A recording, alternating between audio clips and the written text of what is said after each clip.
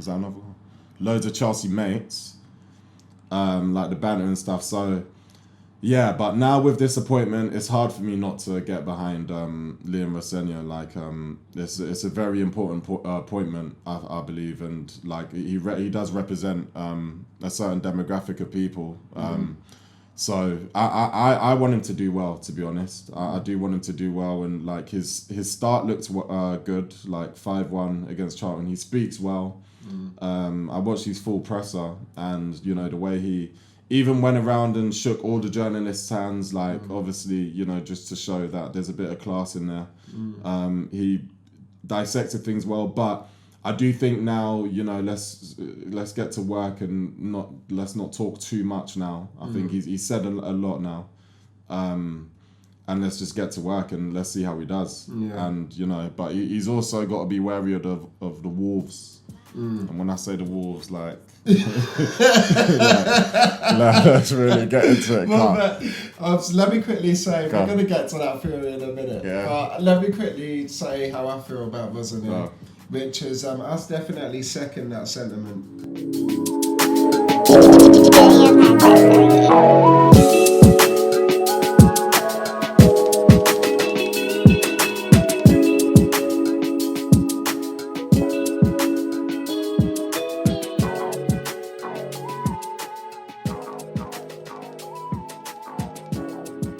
Okay, yes, people, it's been a minute. It's been a very long time. We're back, Minichats, episode 13. A lot of football to discuss. A lot's happened since we've been gone. The Christmas break, all the games in between, sackings. It seems that last month was the last month was the season of giving. Well, this month has been the season of sackings because it's been a Vaseline. So a lot's happened, a lot to discuss. Probably got a long episode coming. Got the Man U game on in the background. FA Cup. So yeah, just a lot going on. But man, how have you been just over the break? I've been good, man. Well rested. Christmas was good. Obviously, we spent most of it together. And man. I've been popping, but there's mad shit to get to. I ain't gonna lie. There's so much to address. Yeah, there is. So we might as well just get into it. So I've got first on the docket, Maresca plus Rosenior. Yeah. But I was thinking we could start with Maresca's sacking. Yeah. And firing. And what do you think about it anyway? Like his comments, everything that happened. Obviously, it started with his comments about him not being backed, and it's been the worst 48 hours. Yeah. And then some results happened. Cole Palmer got subbed off. Yeah. Apparently, it's come out now that weren't even his decision. Yeah. But I heard that the crowd were like chanting, "You don't know what you're doing." That must be tough for him if that weren't even his choice. Yeah. But then he ends up getting fired. Yeah, just everything that happened anyway. What do you think about it? Firstly, it's it's a bad sort of loss for Chelsea halfway through the season in terms of like you lot are really deep in your top 4 fight. Yeah. Enzo is comfortably there. You know, he's kind of worked with a lot of this squad for a while, and you know they were doing all right. You know, like there was title race talks just a few weeks ago when we played them. So, like, obviously it's not coming at an ideal time, but I do feel like once the City link started happening, I think his head was turned in a way where it was just like, do you know what, I'm just going to say how I feel about the situation and whatever happens, happens. Yeah, and obviously he was assistant manager at City. Well, he played, I think he coached with Pep once. I don't know if it was it might have been at City, you're right. It might have been. Let me fact check that now. Yeah, quickly check that. But I think, if I'm not mistaken, he was assistant manager even maybe under Pep for maybe a season or two. Yeah. So, obviously that relationship's there if that is the case. Yeah. And assistant in 2022, and he coached their under 23s. There you go. So that's why it made sense to them, it seems. And then maybe his head's been turned by that. But as you're saying. No, that's very even that now we're seeing that is very interesting because it kind of makes sense of the City interest, and also and just like where things like the tide turned for him, and you know, like a lot of people were saying it. Once you go against the board, like there's your bosses. It's really there. So I think man, like fair, like good luck to him. Do you know what I mean? Like good luck to him, and like I do think, and shout out Leon, he made an interesting point about City's interest in him. Yeah. Where not only the youth thing makes sense, but also is that a ploy for them to bring Palmer back as well? Because I did have a feel like obviously last year when I said I think the City board are kind of unhappy with letting go of Palmer, considering his success when they're really trying to make their academy something. You know, they've spent a lot of money into that project, and their only bragging right really from there is Foden. Obviously Nico O'Reilly is now coming through, but I don't think it's really worked with Rico Lewis and that. Yeah. So Foden's their only real bragging right, and you know, to be the club they want to be, I think they, you know, want their academy to sort of thrive for them, and I think the Palmer sell maybe upset the club a bit, and maybe like a sensational return for Palmer could be on the cards, but. Yeah. And it's funny because I think that fits in line with what the Chelsea ownership want. Yeah. Which is they want to get players that have sell-on value. Yeah. For the most part. So that's why they go with a lot of young prodigies. If they're going to get like a player who feels like Chelsea's their final destination, maybe like a João Pedro, it'll be no more than a 65 mil, like a Gyökeres type price. A thing. I can't see them paying 100 mil. Like a Declan Rice price or an Isak price for a player who's 25, 26, 27, looking for this to be their final. Okay. Yeah. They'd rather pay that type of money for a player who's quite younger, maybe 21, teenager things, so they can sell them on when they hit that age. That's what I think the new ownership are on. Yeah. Whilst trying to maintain top four. So, it fits with that. So, it wouldn't surprise me if Palmer ends up going to City in the summer. And, I mean, there's competition, though. They just got Semenyo. Shirky can play in the middle. Yeah. So, maybe not, but it wouldn't surprise me if he left. That's for certain. Yeah, man. But I guess even moving on to Rosenia,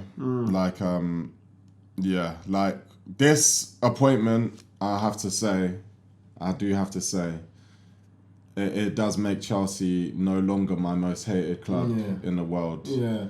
Because which is mad for you. Yeah, it's mad for me. It's mad for me, and even more than Tottenham for time. I mean, I've always hate Chelsea more than Tottenham. I just don't like Chelsea, man. Like they came along and ruined a lot of my fun as a kid when like we were dominating everything, and like obviously the way they were doing it, the way they were going about it, and like the respect and just what Drogba used to do to us.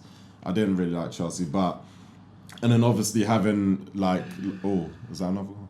Loads of Chelsea mates, like the banter and stuff. So yeah, but now with this appointment, it's hard for me not to get behind Liam Rosenia. Like it's a very important appointment, I believe, and like he does represent a certain demographic of people. So I want him to do well. To be honest, I do want him to do well, and like his start looked good, like 5-1 against Charlton. He speaks well. I watched his full presser, and the way he even went around and shook all the journalists' hands, like obviously, just to show that there's a bit of class in there. He dissected things well, but I do think now, let's get to work and let's not talk too much now. I think he's said a lot now, and let's just get to work and let's see how he does. Yeah. And but he's also got to be wary of the Wolves. And when I say the Wolves, like, let's really get into it. Let me quickly say, we're going to get to that theory in a minute. Yeah. But let me quickly say how I feel about Rosenia, which is I definitely second that sentiment. Like, I want the best for him, to be honest. Like, obviously, maybe not too good. Maybe I don't need Chelsea winning the league. Yeah. But I don't think that's their next step, anyway. Yeah. from where they're at, and really because, yeah, man, it's representation, bro. Like, it's probably my first time seeing an English like black guy be the manager of a top flight, like top five team. Yeah, Do you know what I'm saying, in the Premier League? Yeah. And I love to see it. I can't even lie to you, man. I love to see it. It's nice to see the representation. Yeah. I feel like we've been involved in football, bro, for a time. You know what I'm saying? So, like, it's good to see that. And, yeah, man. So, I do want to see, like, it seems like a lot's against him as well. Obviously, a lot of the fans aren't happy with the appointment. You know what I'm saying? So, it would be nice to just... We don't know. You know what I'm saying? Yeah. He was on a good form. We don't know. I think he's a West London boy. He seems like he's got some sort of close... Yeah, so he played for Fulham. Yeah. He grew up in London. Yeah. Born and raised in London. Yeah, and then so played Fulham. that's I mean, There's a the fans. connection. There's an opportunity for him to win over the fans by that alone for sure. So like, yeah, let's just see how things go. Yeah. And yeah, man. No, like for that appointment, I'm glad about it. To be fair, just got to get their discipline good, innit? Yeah. Really, innit? Yeah. And yeah, that will sort things out. I think things will sort themselves out for Chelsea. Yeah. It's strange because they've dropped down to 8th, bro. Like Brentford are now 5th. Yeah, they've lost a lot of momentum. That's why the sacking wasn't good timing. Yeah, it's mad. So, yeah, he's just got to really bring them back to a European spot, I think. Like top 5, seeming like it'll be a top 5. So what do you think they should actually expect from him this season? Because they're in the thick of a top 4 race, so it's Try top 4. They've got enough quality in terms of players. Compared to the competition, who's in that race? Liverpool, Chelsea, Man U, Brentford, and is it Sunderland? I think maybe. Sunderland, Newcastle creeping back. Yeah, Newcastle creeping back up. So in that, Newcastle, maybe only Newcastle, Liverpool got better squads than them in that. Do you know what I'm saying? Yeah. It's probably goes Liverpool, Newcastle, them, Man U, and then Brentford. Yeah. Like Newcastle have got a decent squad to be fair. So you're putting Villa separate from the category. Yeah, Villa, Man City, and Arsenal are separate. up there. Okay, Yeah, they're probably going to get top 4, to be honest. So like, it's down to the teams I just said who are in that race. Might be a top 5. But yeah, so yeah, man. Like really, he's got to get top 4, innit? Top 5, I'd say. Like we're all very within each other's space right now. We're very close. One result, one weekend can change things drastically in that zone. So yeah, man, I think what they just expect is top 4. Seems like they're not going to make any signings. Yeah. So he can just focus on the players he has for the time being. And yeah, man, just buckle down. So yeah, we'll just have to see how that goes, really. But good result. They won 5-1, innit? Yeah, yesterday? 5-1 bad. It's a London derby too. Fulham was it? Charlton. Okay, fair. Yeah. Should have won, obviously, but exactly. It's a nice start. Yeah, but it's a good start, exactly. So, so yeah, man, that's I think their plan. Yeah. But yeah, we'll have to see. But moving on from Chelsea. Yeah, but when I say watch out for the Wolves, Of course. That theory. So some of the what is that? Like a conspiracy or theory? What is it? Listen, like elaborate. So like you said, like there are a few of their fans that aren't that happy.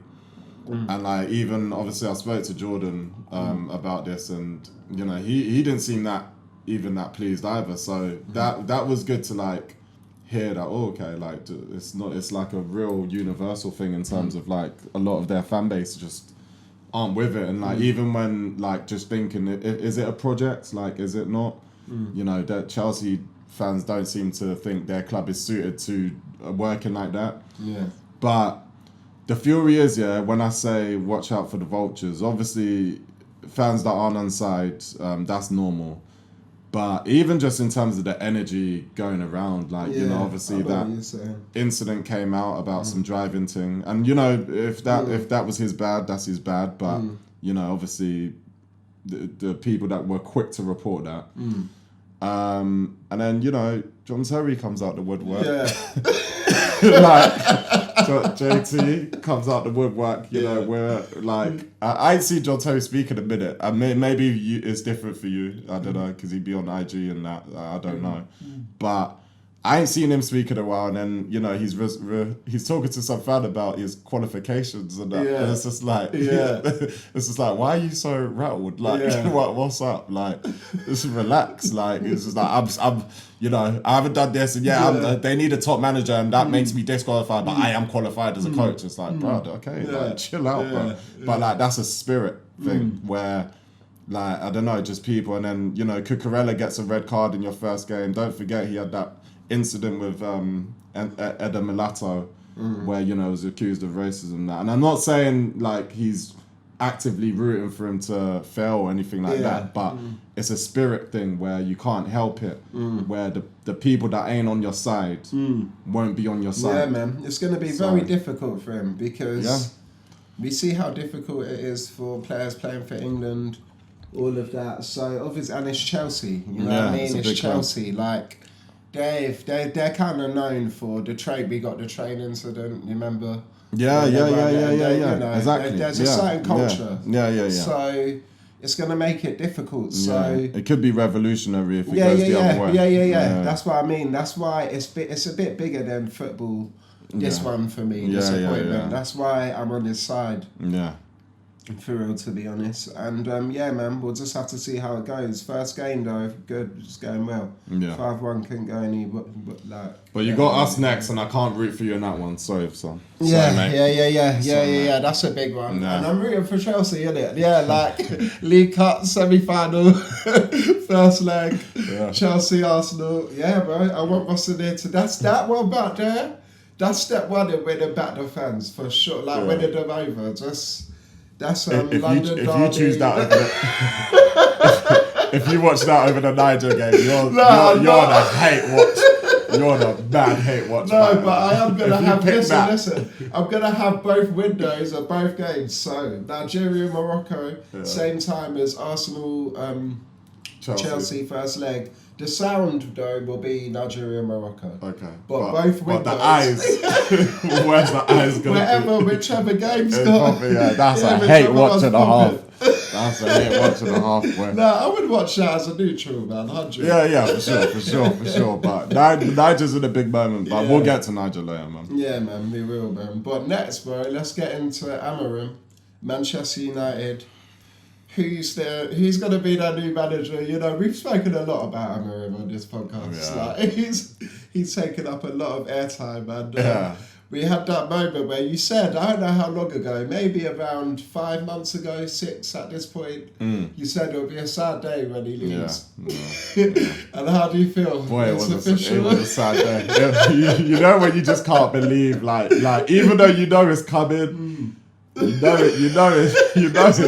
it's due. It's round the corner, but when that day actually it just hits like it hits bad hard. Like it's kind of like when I don't know, like you knew one day Wenger was gonna retire, but it's still a shocking moment. Yeah, like this was that, man. Like Amorim, like the guy was like we said, man. He was box office. He was fun. Yeah.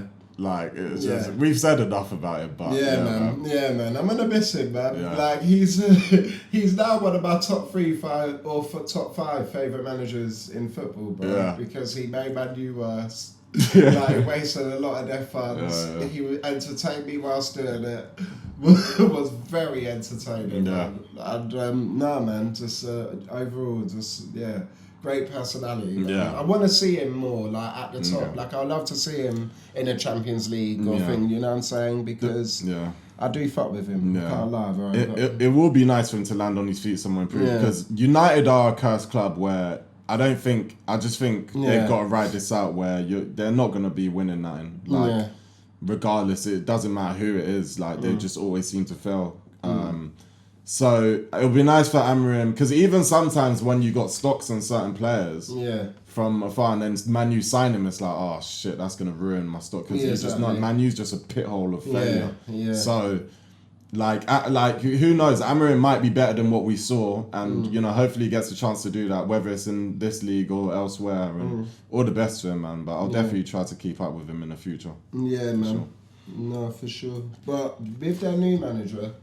So obviously Fletcher's in right now. Yeah. And his son's there. Yeah.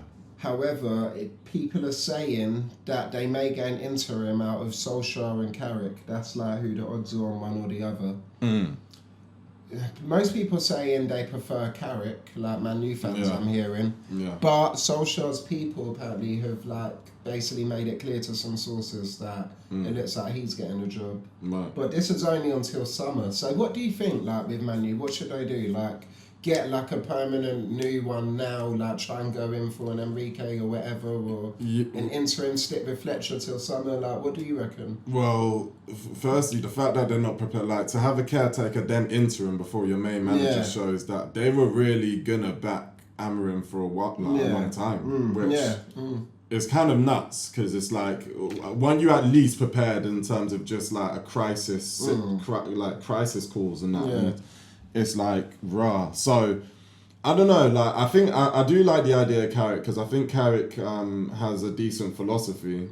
Like if they want to go down that route, obviously Ollie's got experience there. And to be fair, the sympathy I do have with Ollie, even though he did look out of his depth ultimately, but he kind of brought some sort of identity back to the club in terms of just transitional football, and they were playing faster and they were using a lot of their academy and all of this. Like so he ultimately had a decent spell there. Yeah. You know, he still lost the Europa final. Didn't win any trophies, but you know, they finished second and all that. And then I feel like the Ronaldo arrival really hampered him because it was hard to manage that situation. It was hard to build around him and stuff and like that. But you know, Ronaldo's also an elite, like one of the greatest players of all time, where he just looked at the coaching and just said, "This guy can't coach me." It's not even like he was scoring too. It's not like Salah. Yeah. Like it was clearly not working, but he was getting goals. Yeah, so he could have his way. He can have his way. So yeah, he's gonna be able to.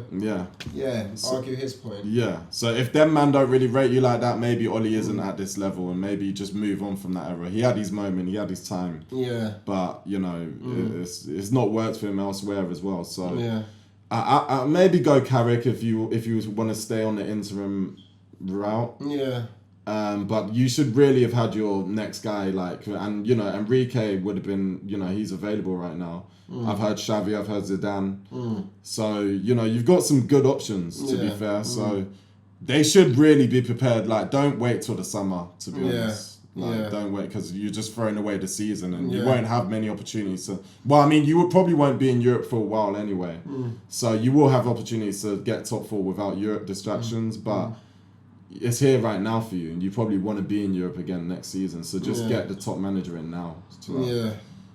No, for me, I was thinking Carrick is a good run until summer, because I forgot where he was before. Middlesbrough, something. Yeah, but he was doing well where he was. He was doing well, and his style of play when he played, like, seems like he'll be a good manager, if that makes sense. Like, he was very just sat deep in the middle with just fine runs, like second passes. He had high IQ in his play, if that makes sense. So even at Tottenham as well as Man U. Yeah. So yeah, like I think that's not a bad shout as well. Like then maybe until summer and see how that goes. Yeah. I'll maybe go like that. Like let's see how this game goes. They're losing right now to Brighton 1-0. So I mean, if it keeps going this way, then they'll probably need to act a bit faster. I'm not gonna lie, because though the formation changing, the results aren't. So yeah, that's probably how I feel about Man U with Amorim, new manager. But we now get onto the behemoth subject for us. So on Thursday, we had Arsenal versus Liverpool at the Emirates. Man pulled up. Yeah, I pulled up to the Gunners pub. Yeah, as Shebs pulled up to Spread Eagle for the first reverse fixture. Yeah. And 0-0. Let me start. I'm going to start on this one. First of all, how was your experience at the pub? Yeah, so rolling up to the pub now. I'm kind of, I've got a bit of anxiety for Liverpool. I'm like, we haven't been that great, you know what I'm saying? So I just hope we can, I hope we can get a draw. You know what I'm saying? It's away at, we're going to Emirates. I just hope we can at least get something. We should win though. And I felt like we kind of have to win. Like I'm hoping for a draw. Yeah. But inside I'm thinking we kind of need to win though because the players we have, the results we've had in terms of the games previous to that, we played Leeds and Fulham. And we drew both, which means we got 2 points out of a potential 6. Right. So it made this game so significant, in my opinion. Yeah. Because now we've got 3 points out of 9. Yeah. So yeah, that's not a great run to be honest. But so I'm a bit anxious for Liverpool. Yeah. But nonetheless, we're rolling through. I'm like excited to watch a game at the pub. You know what I'm saying? Yeah. So we get in now. And the formation, that gave me a bit of anxiety because I've seen the line, but I don't really know how we're going to line up, but I see the players. And I think we're going to put Gakpo at 9 and Wirtz on the left. Yeah. And I didn't think that'd be good, I'll be honest. I thought that won't be great. Timber started right back. Timber right back. I didn't think that would work well for Wirtz, to be honest. And so yeah. But then we get to the pub. Gunners pub, I've been there like plenty of times to be honest, you know what I'm saying, it's dope pub, so yeah, we get there, I get my pint in, game, it's just, it's just calm vibes really, it weren't too packed, it was nice, the amount of people weren't too packed, it was a rainy night and shit, and so we get there, watch the game, first half, a bit on the ropes. Yeah, we're on the ropes for sure, like Arsenal looked like they were doing what they were meant to do. It looked like champions versus another team. Even though we were the defending champions, it looked like champions versus a top team who were away, just trying to make sure they don't lose. I'm not going to lie. And we were just trying to grab on. Yeah. But still, I think we had the best chance in the first half. Yeah. In terms of that chance by Bradley. Yeah. Which... if it fell to like a Sobersan said, that would have been so much better. It was very unlucky though, but I did say we'll probably look back at that and regret it. Like wish he scored that, which I do. But yeah, it is what it is. We've stood in that half. I think we tried to hold on and we held on to a 0-0. But second half now. Yeah. This second half changed and when in the first half I started a countdown. With Kirkhead's made one block on Saka, said 1-0. Yeah. What did you say, man? So I ain't gonna lie. Man was like, how are you gonna do a countdown on 1v1s with Saka and Kirkhead? This will be a roasting. Yeah. So when he had the 1-0 and then Saka started cooking him a couple of times, I was Saka got 1-1. He cooked Stop him counting. That's what I thought. Stop counting. But but there was another one where it was kind of 2. But then half time, I was like, okay, well, Kirkes is doing all right. Yeah. But then the second half now, we get to the second half, I think we turned fucking the Emirates into Anfield. Yeah. Yeah, crowd quiet down. Yeah. It's like, bro, like in the around 70th minute, we had 70% possession for the second half. Which is mad. Kirkes, by that time, Saka had maybe been subbed off. Around then, 80th minute, he gets subbed off. Massive block, Kirkes pulls on him. It ends like 3-1 on their little count. I'm like, bro, he's pocketed him. He's pocketed him today, to be honest. Yeah. And big for Kirkes. Big half that was for Liverpool. And tactically, the way we set up with Wirtz on the left, with Wirtz up top and Gakpo on the left. Thinking about it, we didn't have Isaac. We didn't have Ekatike. It was a nice little tactical spanner that was thrown into our formation because I don't think Arsenal prepared for that. Yeah. They probably thought he'll be dealing with Timber. Yeah. Timber will be dealing with Wirtz. Yeah. And Gakpo will be dealing with those two up top. Yeah. But no, Gakpo was dealing with Timber, which meant Wirtz can come deep, and then all of our midfielders, Soboslai, Wirtz, and sometimes McAllister were all just kind of going up and taking turns going up. It was very fluid and free. Yeah. But you know what? We weren't able to get the goal. But I like how we played at the Emirates in that half. Clean sheet. against Arsenal. I think that's big for us. Like in terms of how many corners we conceded this season and what they're known for, we just watched them score 3 in this 4-1 game again in the FA Cup. So, and we didn't concede any. So yeah, I couldn't be mad at Liverpool. It was a good tactical showing by Slot. But it really brings me to like Arsenal. If they do win this league, this goes down as worse than Leicester. Like in the last 10 years, there's not anyone I can say on Arsenal's team who's bringing that wow factor, apart from maybe Gabriel, who their best players are centre back, which is kind of mad. Like you look at their goals, top scorer is Gyökeres and Trossard in the Prem, joint with 5. And then second is own goal, 4 own goals in the Prem. And then third is like Saka, Eze, and maybe Marino, like both joint third, and it's just like with 3 goals. And it's like, bro, like we're 55% through the season now. Not we're past halfway, so that's projected to be like 6 for Saka, 10 maybe 10 for Gyökeres, Trossard, like maybe 9 if we're being realistic. Like that's mad, and this is like just hella corners. And then you look at the big teams they've played.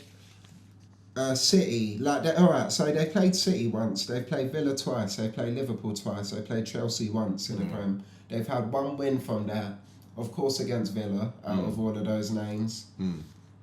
Yes, they drew to Chelsea, who had 10 men for about 60, 70 minutes. Like, you look at Liverpool, that second half, against us, I think we were the better team and we ended up getting the goals though, but I think it was Anfield. How we looked in the first half was more how Arsenal looked in the Liverpool one, and then we ended up getting the goal at one point. It was a bit back and forth, but for the most part, we had most of the possession. And then the City game, they dominated, and Villa game, they dominated those ones. Apart from the one that Villa won, they definitely dominated a reverse fixture. But, I mean, it's like they're bullies. Like, the little team, the big teams, they don't... Like, pick on someone your own size. When it comes to someone who's their own size, they're like defending in a low block and not the same, trying to grab on to a win or anything they can get a win, drawing for the most part, or lose, or maybe losing, but for the most part, drawing. But then when it comes to these small teams, they back some maybe 3-1, 3-0, using 2 corners, 2 set pieces, 1 open play, and it's like they're moving like bullies. And then is this sustainable? It's only a 6-point gap. Truthfully, I look at it as like, will they even win the league like this season? It's still so open. That's why I moved to this type of subject, because really it's more directed. You're the person I can really come to with these questions, because that is truthfully how I feel. Like, yeah, it weren't impressive from Arsenal for me, and I think there's questions to be had in terms of will they even win the league? And if they do on this style, it's going to be the worst, because when I say with Leicester, the thing with Leicester is that they're Leicester, and still Mahrez, Kante and Vardy were on madnesses, and it's Leicester. They've got no right to like win the league. But Arsenal, with the money they spent, the depth they had, we saw those benches before the game, and it's like, bruv, these men have come here to play like this. Like, okay, yeah, bro. I'm sorry, but how do you feel about it all? Nah, to be fair, I do hear what you're saying. Like, we are lacking that statement win, to be honest, and I think the only real one that could almost not even justify the whole season, but at least just kind of make us more at peace with some of the lackluster results in the Big 6 games is winning at the Etihad, to be honest. And I think we're capable. We last year we were really close, and it took a last minute controversial Stones goal, when all that madness happened, for them to deny us that. And then we battered them at our place last season. This season, obviously we got a last minute winner, so we almost kind of did what they did to us last season at our place this season with the Eze Martinelli goal. But like going there and winning convincingly is what will kind of, because I hear what Dami's saying, like even like it's like it's not the most memorable team, man. Like, and it's a shame because the teams, the way we've been playing in past seasons, you really love those teams, and you know, I know like Arsenal fans are like so clinged on to 22-23 season, but that season was special, it was different, you know. It's like you kind of have the memorable front three, you know, the midfield was fluid, even just the tactics, the inverted fullback thing was new. The inverted fullback thing was new and like revolutionary, and that team just is like memorable. This time around, I think we've exhausted so many options and kind of fell short that this time we're just almost like bulldozing our way there, and it's not the prettiest, but as long as we do it, you know, and then let's get to the rest later, then that's all that kind of matters. But I do hear it, like it's not a team that you're like fully in love with, but I mean, then again, but then you look in the Champions League though, and then things look different there. Like our win against Bayern, that was beautiful. You know, we were at the Atletico game. Yeah, that was amazing too. So, you know, it's just the way the cookie crumbles sometimes, and it is what it is. But even in regards to that game though, I was pissed with Saka because obviously we were doing the countdown, and where I thought it was like a pointless exercise, like it turned out that you know, Kirk really had him, and you know, in a title race, it's about who stands up and who really takes charge of these big games. Like in one of our previous eps, you know, one of the reasons I put Vieira in my top 5 ever Premier League players is because he stepped up against, you know, the biggest of them. You know, like without Henri Bergkamp, you go to Old Trafford and you come back with the title on their turf when that rivalry's at the peak of its heat. Do you know what I mean? Like it was a real rivalry there, and you know, you've gone there without our 2 star players and you've come back with a title with that type of performance. Like Rice is given us some of those like big performances and games and stuff, but Saka Saka needs to be that guy to really, you know, take it. But one bit of grace, but time has helped in regards to how like my reaction in that game, and the grace I'm gonna even give all our attackers, not just Saka. Yeah, you know, obviously Saka just signed a new deal, which I'm delighted with because, you know, obviously we got to keep our star player. I'm not too fussed of, like the money stuff is that, you know, that's all well and good, like let every man eat, to be honest, but like the only thing that when it comes to money and stuff, the only thing I worry about is what does that do in terms of bringing other players in. Like sometimes we can say like, does he deserve this and does he deserve that and stuff, and that's, you know, a whole nother debate. But really it's like the space it allows, the cap space or the wage space it allows for other big star players to come in. What's that like? If you're with what's come out, if you're saying Saka has to be like match the highest paid player all the time, or be the highest paid player all the time, it's like, okay, so, you know, with Saka's ceiling, it means we can't get in anyone. But like, for example, if Vinny was on the market in the summer, that already means that's kind of a no-go for us. And even though I wouldn't expect Arteta to go for that type of players, like, is Saka yet at that level where a club like us should be putting that kind of light on him yet? You know, let's get to the 20 goal seasons first before we start putting people on those type of pedestals in regards to that, because there's still improvements we can make in terms of having star players in this team and, you know, difference makers, and I think that's what will change things. But, you know, I'm happy he's secured these deals, so that's with that. But another point was, what do you think of De Gea? The Gea links. Yeah, so there's links with Gea. Obviously, Liverpool, we've been linked with Gea. Yeah. There's Man City are deep in there now with recent situation. Yeah. And maybe, I think Arsenal, maybe Chelsea too. Yeah, even just before the Gea thing. So what I was going to say in terms of giving attackers grace, right, is Gyökeres holds back everyone. Yeah, he holds back everyone, and like, I can't lie. Now, what I've learned is that even just watching the game earlier today, like Jesus, like Martinelli scores a hat trick because of Jesus's movement, and Jesus got an assist for one. Martinelli, alongside Gyökeres, doesn't look good enough. Saka suffered with Gyökeres, that's the truth, and people are getting on to Saka about not passing to him. But Gyökeres has taken all this, and I've seen some of that analysis in regards to Gyökeres is occupying the strikers and is doing a good job. And I hear that if that's what he's being instructed to do, he's doing that well, to be fair. But I don't think it's suiting the players around him because they need that space to run into in behind the striker. And him always being in the 6-yard box it's crowding things out and it's not giving us enough space. And if you notice, all our goals are like nasty and bamboozled in and it's just scrappy and stuff. And that, I mean, Gyökeres is helping in that aspect.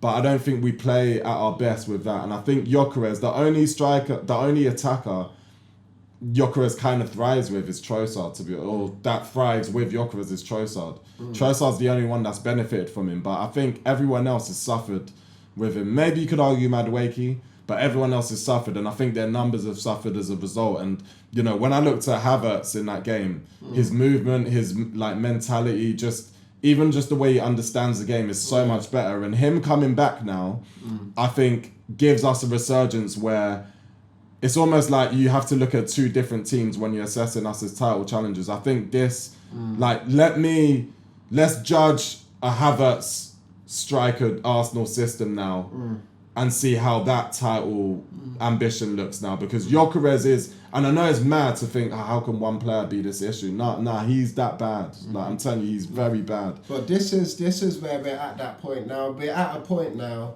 for Arteta to change people's minds.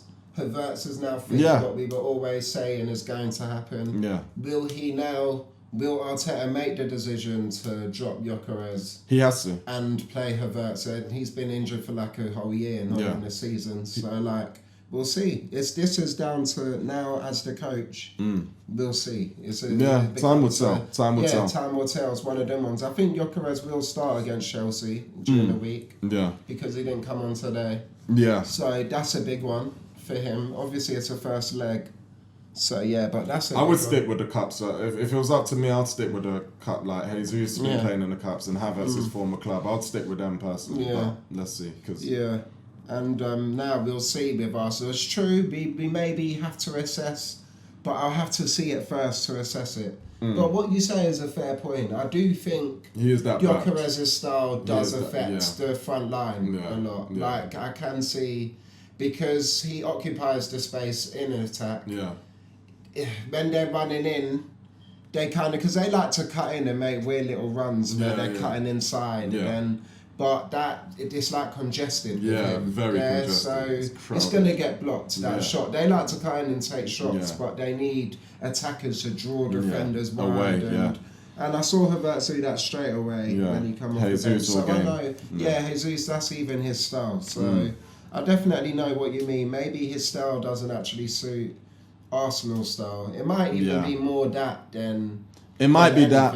But do you know what I'm saying? I also think he's very lackluster as a footballer. Yeah. He's not a good player, honestly, sometimes. Yeah, no, I hear that though. No, same though. I can't even lie. I don't really rate him, to be honest. No. But yeah, man, that's mainly with Arsenal. Like, another thing I did want to say with Arsenal though is that like.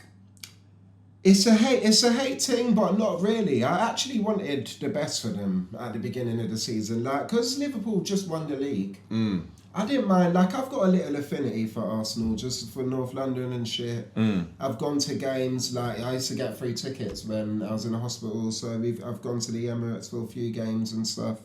So like, yeah, like I don't mind Arsenal, but it was the style of play. But I was like, I just can't support this. And then even with Villa, they've got that. So 7 goals, joint 7 goals, Watkins and Rodgers. But that's like, I would say Villa and Arsenal are the only teams that are at their best in the last 10 years. You understand? I'll be honest. Like, right now. Yeah. So, and like, that are like in contention to win, I'm saying. Not like maybe some other teams like Sunderland, you know what I mean? That actually could realistically win it. Yeah. It's those two.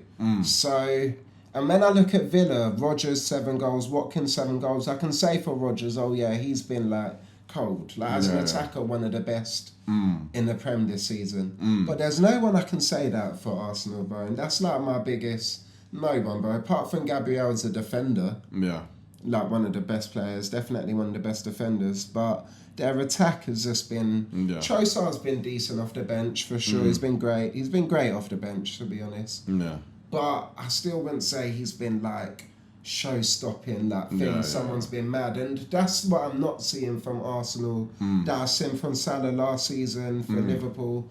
During City's years, De Bruyne a lot. Yeah. And I mean, I think Leicester, they won it 15, 16. Yeah. So that's 10 years ago. So I think those have been the winners, isn't it? Yeah. City, Leicester, and Liverpool. Yeah. And every time, Chelsea. the first, and Chelsea, have got one. That Chelsea one though, defensive team, but Costa, Hazard, what they were doing, then Fabregas behind with the passes he was just spraying in, like. That was still, there was still greatness and great, but the tactics here is dead balls. I'm seeing the greatness come from dead balls, bro. Like, and yeah, man, I'm sorry, but I just can't support it like that. I do think it'll be the worst. Yeah, in the last 10 years. So, yeah, we'll have to see if it changes though. Yeah, time will tell. Time will tell, man. But we get to Liverpool now.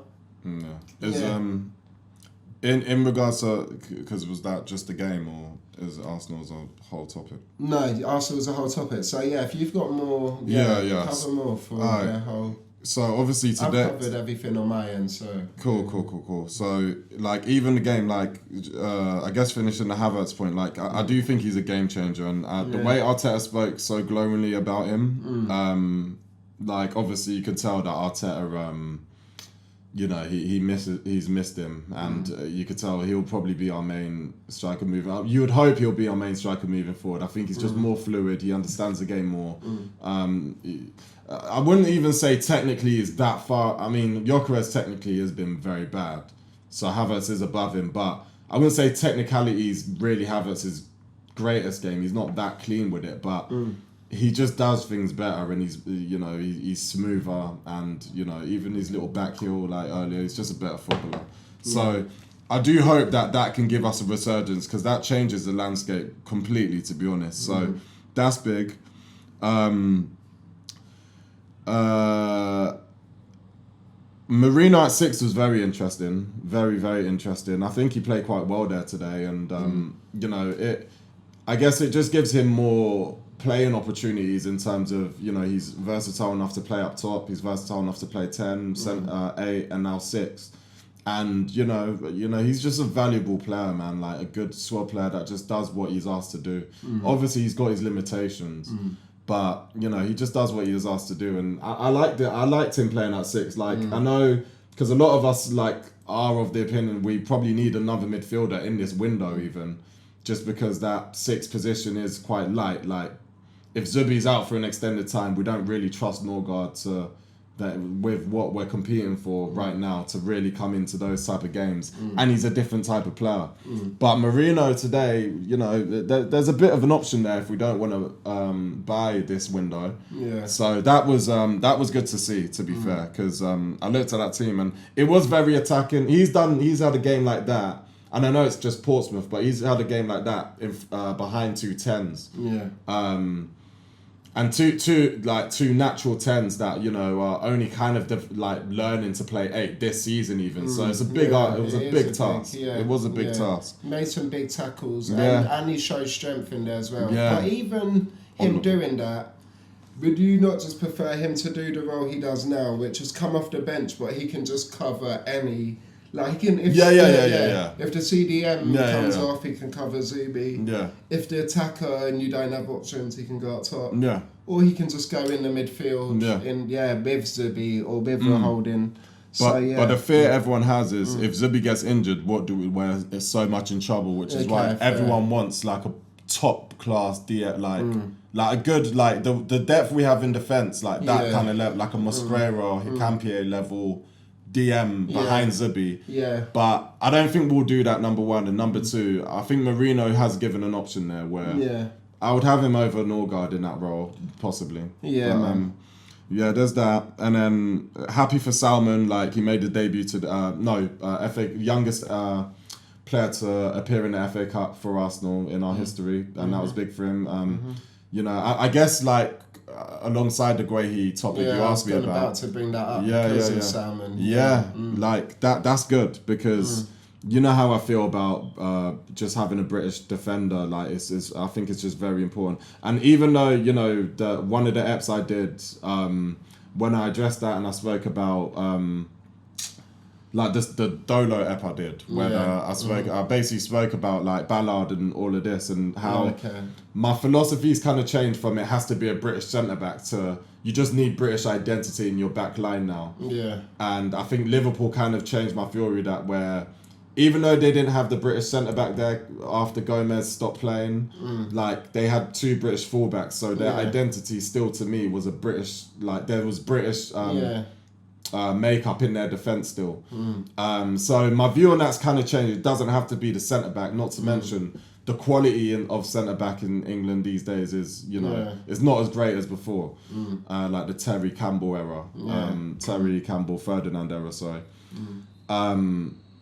But it's always nice to produce one, and you know, Heaven's done well at Man U, and that was one of those where you thought, would he have done a job over here as like backup?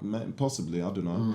But Salmon kind of puts that to relief now, so I'm happy with that. He played right back, and let's see how he goes. Like even, and you know the value. Debut. Yeah, and the value of just a British that like Ben. We go to a nasty ground like today. And you know, them man are trying to bust skills in Ben White and he just shoves them to the front. I'm not having that now. Respect, like put some respect on it. That's a British way of thinking where it's like, this is how we get through these kind of moments where we ain't having no upsets today. Like the British stability is important. So when just along the course of a whole season. So hopefully Salmon can bring that to the table. And then one of my final points, I guess it's kind of a theory with Eze, and I think like obviously there's been a lot of talk about Eze and him, like he went through like a 4-game run where he didn't play a single minute in the Prem, and that was strange. That a month, maybe 6 games December. We know how December is. And a lot of those games after the hat-trick and everything, he just didn't play. And to be fair, when Arteta explained it, it makes sense in theory how did he explain it? So what did he say? He basically said how 2-0.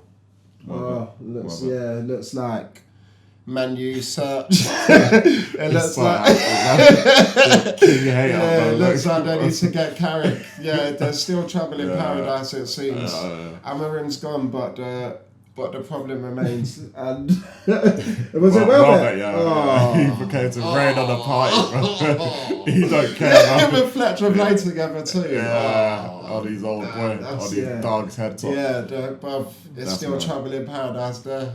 But so go on. Nah, so with Eze, so basically Arteta framed it as I won't even say framed it. It's the truth what he said that at this point of a season, this is the most Eze's ever played. True, yeah. So Eze's never played in a team that was been in Europe. Basically, Palace were never in Europe in his time, I believe.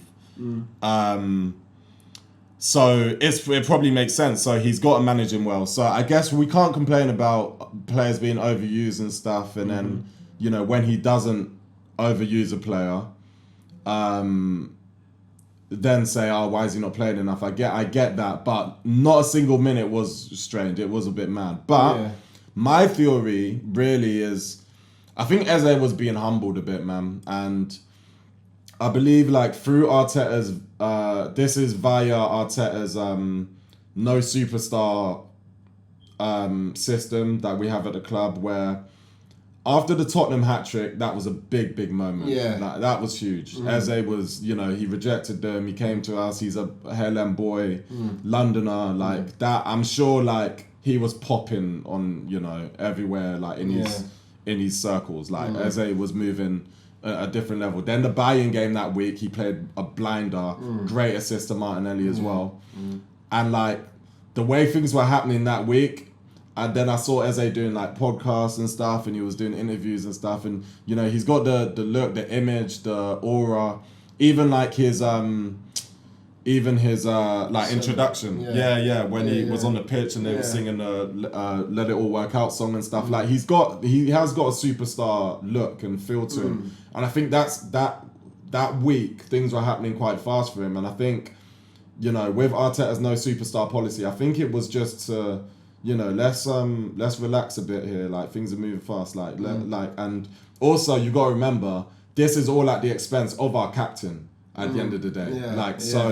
You know he's gonna want to make sure Odegaard feels included, and Odegaard's a quality player anyway, so you're gonna want him involved anyway.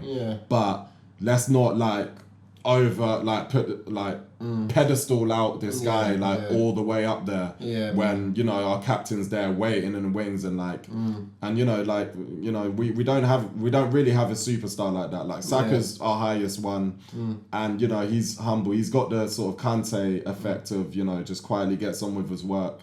Declan Rice, you can maybe argue, but because of the style of play Declan Rice is, he's a workman-like player. Yeah. He's still a team player, so it's still not proper superstar feel to it in that regard.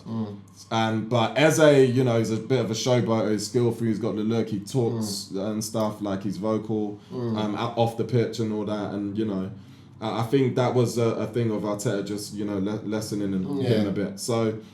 Yeah, man. Like I think that was a thing. I think he was being humbled a bit, and with that in perspective, but it has to work. Yeah, it has to work. Because I think Arsenal have dropped some in the last month in December. Yeah, I mean, they won most of their games for sure, but I think it was around 12 points maybe. Yeah. I think they got out of like at 18 in December, and that was mainly where he got dropped through. So yeah, I agree that it has to work. It has to work. And that brings me to my next thing, because obviously you mentioned that two cams don't really work for Arsenal. It just doesn't really work. Yeah. You tried it in the past. Yeah. Yeah, it just don't really work. So it's going to need to be one or the other. And we've obviously covered this a few times already. Yeah. But we've just seen Odegaard, and he's been decent in cam, to be fair. Yes. But yeah, what's going to happen then with Eze and Odegaard? Because how long until one of them goes? Yeah, that's true. And I think some of it is resolved with when we overpay a lot of players. Because even the Saka thing, when people talk about that deal and stuff and all that, I don't look at the money thing, because it's kind of our way of keeping everyone happy. Like we pay people on high amounts so that the squad depth quality there's something for them to be relieved from, you know. So I think you can maybe get 2 seasons of that competition, but the way they ended that game, as they went left wing, maybe again, and I'm not too fond of that unless you change the system. Yeah, I don't know if Eze suits our left wing, but there was some moments where Odegaard was linking up with him and stuff, and it looked quite nice. So if that door is open for him again, we can see. Yeah. I still like the idea of a false 9 as well. I think there's something to this, but obviously Havertz is back, so that chance is gone now. But yeah, and then you've got Nwaneri in that pickle too. So I think we can maybe get 2 seasons out of it, but possibly you would probably have to let one go soon enough if they lack the patience. So time will tell with that, but I'd rather have this problem than not.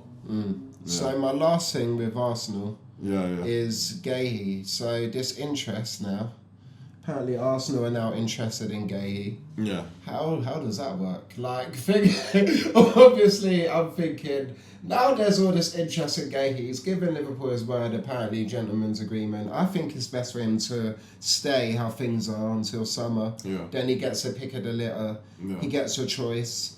Obviously we can argue he wants to bring in money for Palace. I would argue Eze's already done that, and they've already got that dough, and it's like, why not just wait until he didn't leave, he stayed. Then he could have gone with the Liverpool thing. He tried to go, but he ended up staying. The team blocked it. He was a good professional. So now just stay until the end now. Stay until the end and then have the choice. Apparently Madrid and Barca want him also, because it's free, obviously. So have your choice, and pick who you think will be best. Obviously, though, he's given Liverpool his word. He seems like a gentleman and a man of his word and everything. So that seems like naturally that's the most natural. Clearly, Liverpool need a new centre back. So to me, that's what seems like the most natural. But hypothetically, if Arsenal were to get him, which I don't know why, but if they were, how would you how would you feel about that? Would you want it to happen? Would you be happy about it? And how would you fit him in a team? It would be difficult to see how he does fit, to be honest, because we're talking about the best. He has to start. Yeah, and we're talking about the best centre back pairing in the world really right now. It's hard to foresee that. If Saliba hadn't signed his deal, I'd get it more. Yeah. But Saliba signed his deal now.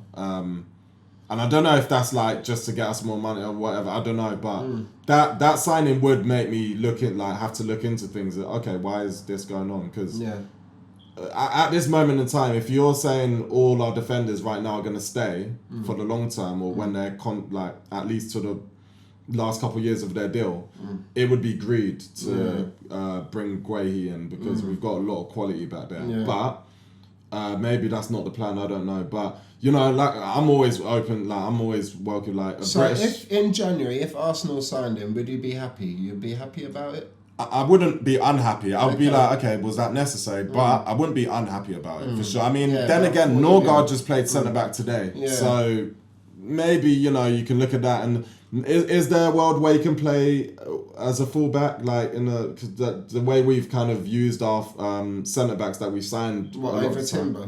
Maybe there's a world where that could happen. I mean, we didn't really expect Ben White to end up right back like he was when we first bought him, and that's what he's done. So I don't know. There's that option. But yeah, I'm always open to a British, just a British centre back being part of your team, and I wouldn't complain about it at all. But yeah, we'll see. I'm not sure though. I'm not sure. But then again, like I said, we've just played Norgard centre back, so who are we to say no type of thing. But Londoner, centre back, English, international. I don't think it'll be a wise move for him though. Yeah, I don't think it'll be a wise move. Yeah, for him. And I think Arsenal are doing it out of a fear of City. Out of a fear of City getting him. I think they fear that City get him. They've now held on to Ake. Ake was going to go out on a loan. They were able to hold on to him, which will probably play a much bigger role in their season now. Yeah. Diaz, I think, is still fine, is he? Or is he injured too? No, they're both injured. That's why they really he just got injured, Diaz. The other one is the long-term. Vardiel, yeah. So Ake obviously will play. But now they're probably thinking, if City get him in Jan, now that can really hamper our season. They may now go on a run. That's where it's their defence where the issues are, bro. Shirky's looking decent. Reindeers is now on form. Yeah, he's on fire a little bit right now, to be fair. Obviously Haaland. Semenyo's now coming, got to go on his debut. So they're plastering over. It's looking like City back of old City, you know what I mean? Yeah. January, it's not even the 10th yet, and they've spent 65 mil on a Semenyo. Now they've got Mamouche, Semenyo thing, and it's because of Mamouche's at Afcon. So that's City how I know it. Quickly one's on Afcon, spend 65 mil, bring in another, and then we'll see about the one at Afcon. And then next year, the next couple of years when they're both at Afcon, it's like, okay, let's drop another 100. It's crazy. This is what we're competing with. But this is back to City as of it's back to business as usual, and I think they're prepared to spend. I think Palace won at least more than 35 mil, so 40. I think they're aiming for. Even though there's 6 months left, their price tag is excess of 35, and that's what I mean. So that'll be 100 mil before halfway through Jan. But then that's City as a back to business. That's how we know them. So to me, Arsenal and Arteta were shook of that, because now they get those two, who knows, suddenly they're back to title competing quality. So they don't want that to happen. So even if they can speak to what's his name, Guehi, try and get him to remain there till summer, and then we can revisit, but let you know we're interested, because he's grew up in London, probably maybe supported Arsenal or something. Got his boy there as a his boy there as exactly. So I think it's mainly out of fear. Wouldn't surprise me if Guehi stays at Palace until summer, and then summer comes around and Arsenal have no interest. But they just want it after they have won the trophy, if they have won it. But that wouldn't surprise me. I think mainly they're just doing this to prevent City from getting him right now in January. I don't think he should go to City right now in January. I think he should wait. And he's got all his cards to play with. But again, he might want to play with Pep, and with those injuries, it wouldn't be a bad shout, to be honest. Like, he's straight in for me. It's not going to hamper his England thing. If anything, it puts it more on the... He starts playing Champions League and Prem straight away. So I can't say I'm mad. It's not that bad of a thing if he does it, but I still think he should wait until summer because he's just in a really good space right now. England guy, Palace, they've just been knocked out of the FA Cup, so mad upset as well, to be fair. But also, even for the World Cup, don't overstress your body. Like the Eze situation, you've not played at this amount of games either. Suddenly you start overbearing your schedule that you've never done before, and then you by the World Cup you're knackered. You might get that's true, and he'll be playing a lot because if Diaz and Vardy were both out, they've got Champions League, they've got FA Cup clearly 10-1, they've got Premier League that they're trying to compete. I think they're still even in the League Cup as and they're in the League Cup. They're playing soon. In fact, I forgot who. I think Newcastle. But So yeah, man, I think stay until summer, and then you've got the World Cup. Do the World Cup. You're definitely England's first choice centre back. Yeah. And then you've got all the cards. Yeah. All the cards. Probably get a bigger contract. Yeah. Maybe that'll depend on the World Cup. So yeah, man, I think that's the best decision for him to make, in my opinion. But it's not. I'm not in his shoes, of course. So it's his decision to make. Yeah. But yeah, man. Well, after that, have you got any more Arsenal? Anything else to add regarding Arsenal? I think I'm all right on Arsenal. Let's just keep going now. Yeah, that's a full catch up from really since we've last addressed. They're still top of the table, but 6 points. I do want to give comfortable as they were. So go on. I do want to give Hikampi a little shout out though, because that game, Liverpool game, I thought he had Frimpong locked. How do you think he's done in terms of covering at that left back, centre back? He's kind of done what I think was the plan. Both. But so how do you feel like he's performed? It's a catch-22 in terms of attacking wise. He's got nowhere near the same quality as Calafiori. That's a fact. Like that's a fact. That's okay. But defensively, what Arsenal fans ain't clocking is there's been no danger on that side since Hikampi's played there. No danger at all. Nothing's come from that side, from that wing. Like, he knows where to be. He knows how to position himself. He goes tough on the duels, and he defends far better. And one of those games, Hikampi played without Rice. I think that was the what game was it that Rice? Was it Brighton? I can't remember which game, but Rice wasn't playing, and there was no issue there. I'm waiting to see Calafiori on that left back side without Rice, because Calafiori, in my opinion, he's been not defensively been carried by Gabriel and Rice. You've got basically our two best defenders, not players, because Saliba I think is one of our best players there, but our best defenders in terms of all-out defensive play on either side of you. So the protection is there. And Calafiori's been carried a bit on that side of things. That's how I feel. So it depends what you want. Like, if you want a better defensive team, I think Hikampi is your man. If you want a better attacker team, I think Calafiori's your man. But I think there's definitely a competition to be had, and I don't think anyone's outright first choice in that. In my view, I don't think it's done like that. So I've liked Hikampi. Shout out to him. I'll sign him at the end of the deal as well. So, okay. For sure. Yeah. No, fair enough, man. But yeah, bro, that's Arsenal. Okay, yeah, man. So we're gonna get to Liverpool and how we've been really since just before the new year. Now it starts off with my test that I set for Slot, which was we needed to get out of those final 6 games of the year. We needed to get 12 points, I said, out of 18. We got 14 points. Yeah. So that was decent. But then straight after that, now we've gone on like a run of drawing games. I think we're now third game into the next 3. I think Arsenal was that. And we've drawn against Arsenal, drew against Arsenal, drew against Fulham, drew against Leeds. So that's not great again. It's not... Yeah, it's just one of those seasons. It's such a tough one with him.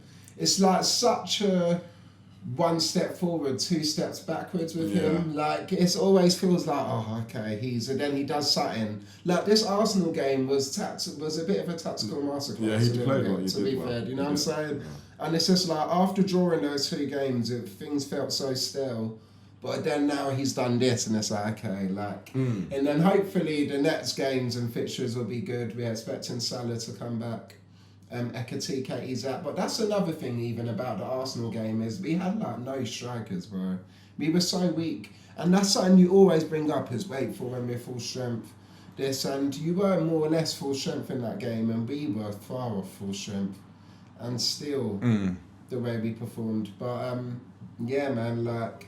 How has your view changed on... Because obviously a big part of Slot's thing is obviously the opportunity... for him to do it without Salah. Salah's been away now, and things haven't... I mean, you still got the unbeaten thing or whatever it is, but it's not gone the way... Yeah, it's maybe not gone as smoothly as a lot of the fans said it would go or felt, but I do think a big reason for that is the injuries, innit? Obviously, Isaac got, like, a season-ending injury. Out of nowhere, that happened after we said it. And then Ekatike has now had this little knock, and the Isak one is a big one where we're like, okay, well, Salah definitely can't go in Jan and needs to come back. So, yeah, man, that's throwing a bit of a red herring, and it doesn't give us the view of how things will look. Because even if Salah was to go in January, then we would have needed to sign a right winger in January. Like, we don't have the depth to not have... to let a player of that position go and not fill the space. So it was always Salah till summer for me, always. And he'll definitely go down like that. Now, for when he does return now, how I feel is, does he walk back into the team? Yes. To be fair, yes. Like on the right, I think Frimpong, because tactically, I think Frimpong can help him in his game with how Frimpong overlaps on that right wing. I think that will allow Salah to actually get into the danger areas a lot more, and that's where he's effective. But I don't think he now needs to start every game, and I don't think tactically he'll work with every setup, if that makes sense. So like maybe sometimes Verts is in cam and not on the left. I don't think Salah works in those scenarios, and maybe some games will have to change things up. So to me, not squad player, like he starts a lot of games, but he'll rotate, in my opinion, still. Now, as for now, with Ekatike and Isak gone, he'll probably start most of the games. But as Ekatike comes back in, depending a lot on how we set up, there'll be different methods. It'll just be nice to have him back and have that option. And with Frimpong back, that's what I'm really glad about. Because there was one goal, one of Salah's... So Salah's only got 3 goals this season in the Prem. One of them, I don't remember if this one was in the Prem, I think so. But it came off Frimpong overlapping it and him being able to make a run in and score. So I'm excited to see more of that. I think Frimpong has fitted in very well. I think he's been the second best after Ekatike out of the new signings. I think he's fitted in very well, like he was injured. But he slotted in and done the job we want from him. Like, just put those balls in from the right, be a bit of a one-on-one, fawn on the side. You know what I'm saying? Do what you can. And even when he came off the bench against Arsenal, I think we saw a bit of that. So, yeah, man, with Salah, I just feel like he comes back in and it's how it was, like rotational piece. Some games you start probably most for now, because in terms of attackers, you're our most potent. But, yeah, he'll be kind of shoot in a little bit, to be honest. That's how I feel. And I think that's clear hopefully that's clear with Slot and everyone. Remember, he got dropped those games, so... I do hope, though, the Liverpool faithful can give him a bit more respect, because, I don't know, I feel like the way Carragher sort of almost rallied a lot against him and made it out that he was the problem.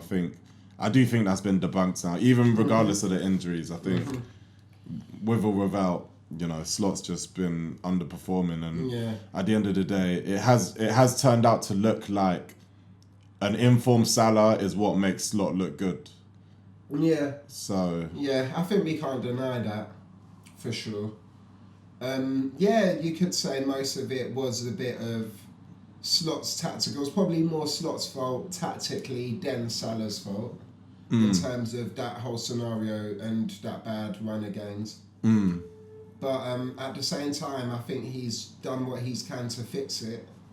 We seem hard to get goals against a bit. You know what I'm saying? Yeah. Not full clean sheets, but they come here and there. Yeah. And everyone seems to be working a little bit harder. That has created a slower football, but we prefer that as a fan base. It's not great to watch still. We need to wait until the greatness comes in terms of attacking. But it's good that we're solid and it's not like a tennis not like a tennis match anymore. But it was just so back and forth and like ping pong. Some games are still like that, so we still need to fully get over that. I'm expecting us to make signings really in Jan. Yeah. To be honest, centre-back ones, I can't lie. Since months ago I've been talking about Van der Ven, but I'm hearing talks about him leaving Tottenham getting a bit stronger now, to be honest, about Van der Ven. I've heard Barca. Yeah, is it Barca? That high line, he would thrive in that. Yeah, he would. Yeah, like, that's what I would But like him how would for. your fans feel about that? He was the one that injured Isak, wasn't he? Is there no sort of he smoke is. to him?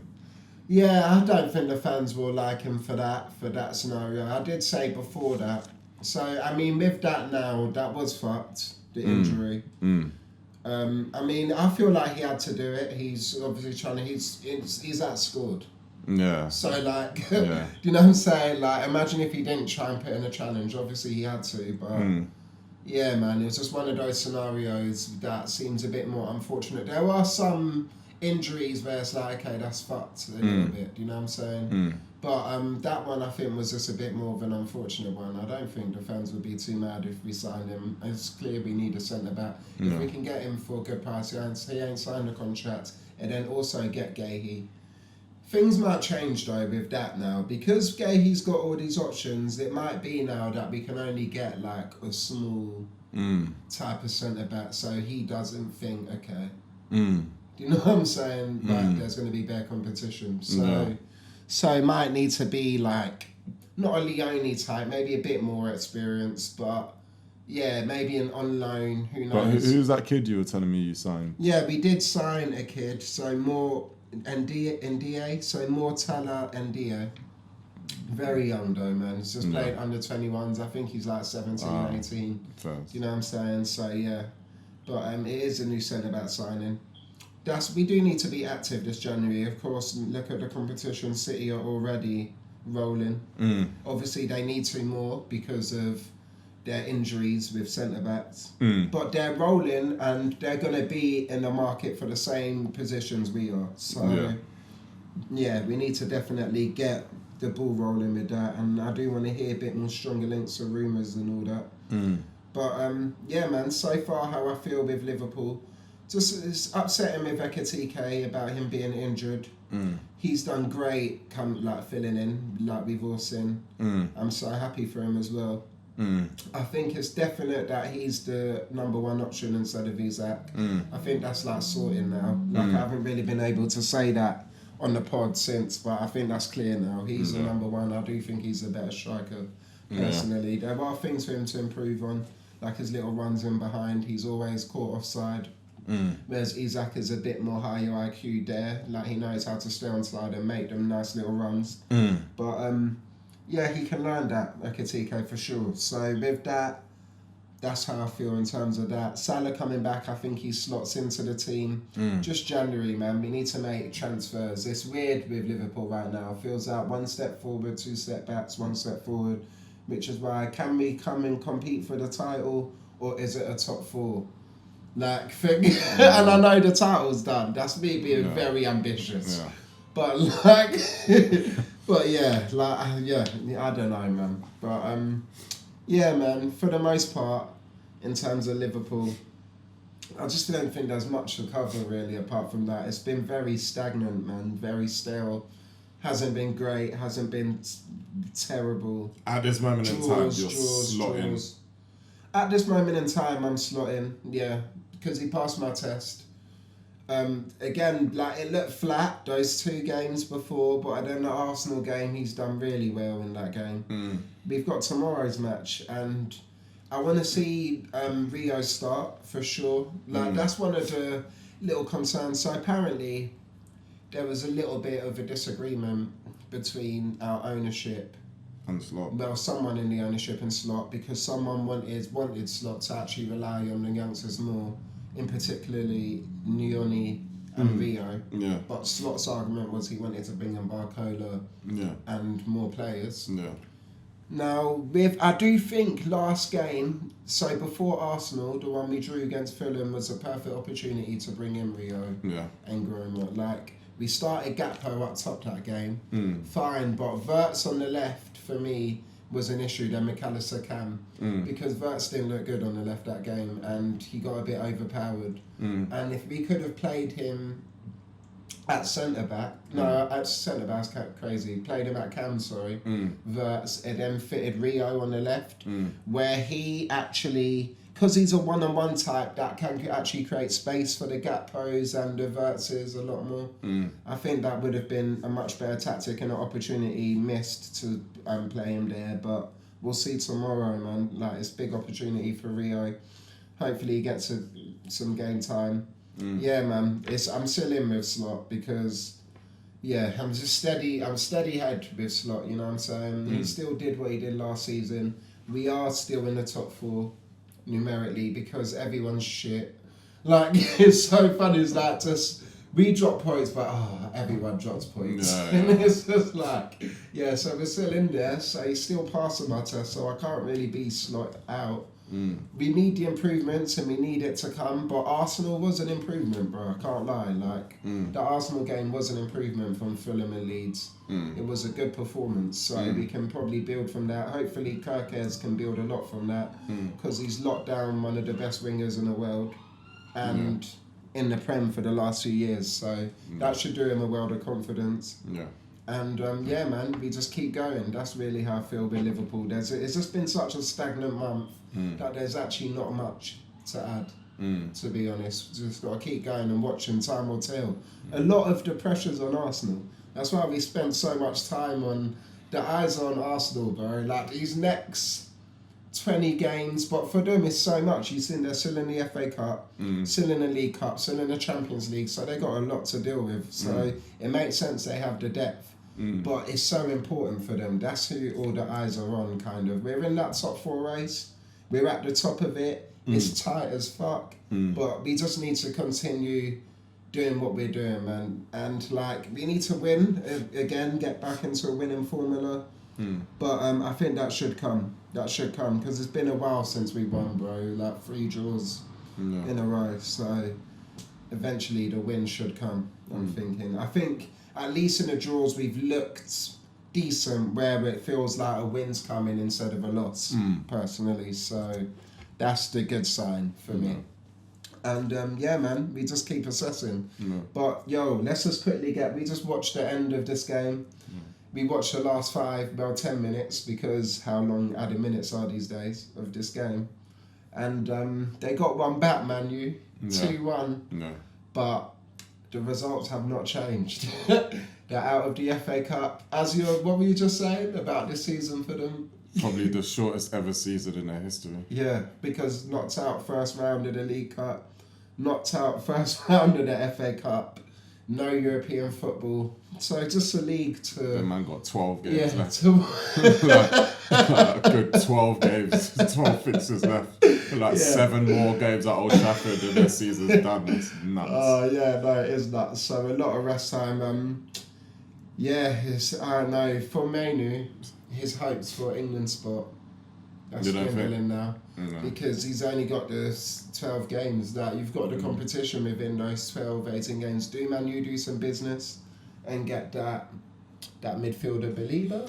Could do, but why would he go there? But I don't know, man. Like, if they start playing with 3 midfielders again, Sanu there's a spot that opens up. He should look at the Casemiro Ugarte situation and fancy himself. And put a good run, because he played all right in some of the bits I watched. And put a good run together. Like, I don't want to discount, because even though I've rated Elliot Anderson. Forest ain't doing that well this season, bro. Like, they're 15th and below, bro. Like, I'm not that comfortable with the midfield, alongside Declan Rice, who his partner is.